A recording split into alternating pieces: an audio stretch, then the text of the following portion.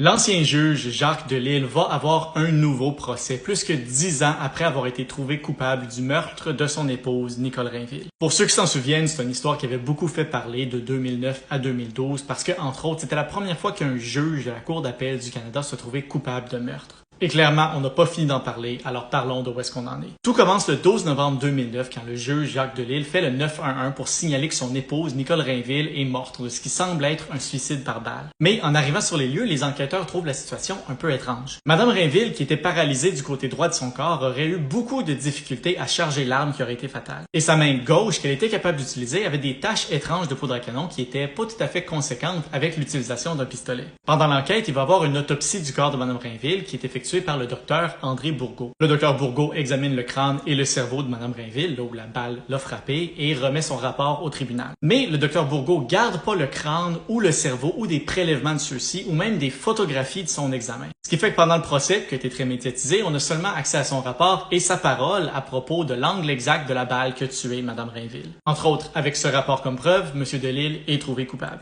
M. Delisle fait appel à la décision à la Cour d'appel du Québec, là où il était lui-même juge, mais la Cour d'appel rejette son appel. Il fait même appel à la Cour suprême qui refuse d'entendre la cause. On avance après ça en 2015, où les représentants de M. Delisle déposent une demande en révision au ministre de la Justice du Canada. Ça, c'est une procédure qui est très rarement utilisée et encore plus rarement efficace, mais en théorie, si le ministre de la Justice détermine qu'il y a probablement eu une erreur dans un procès, il peut demander qu'un nouveau procès soit tenu. Ça a pris 6 ans, mais finalement, en 2021, après révision du dossier par un panel d'experts pour le ministre, c'est ce qui est arrivé. Maintenant, ce qu'il faut comprendre ici, c'est que même si c'est une procédure très rare, normalement, quand le ministre de la Justice demande un nouveau procès, le procès finit là. Généralement, les procureurs de la Couronne abandonnent. Ils se disent, si même le ministre est pas d'accord avec nous, on va abandonner les procédures. C'est pas arrivé ce coup-ci. Les procureurs de la Couronne ont dit, OK, on va tenir un nouveau procès, puis on va le trouver coupable une deuxième fois. Ce qui a mené M. Delisle à s'adresser au tribunal pour dire que comme il n'y avait pas accès aux éléments de preuve de l'autopsie du Dr Bourgault,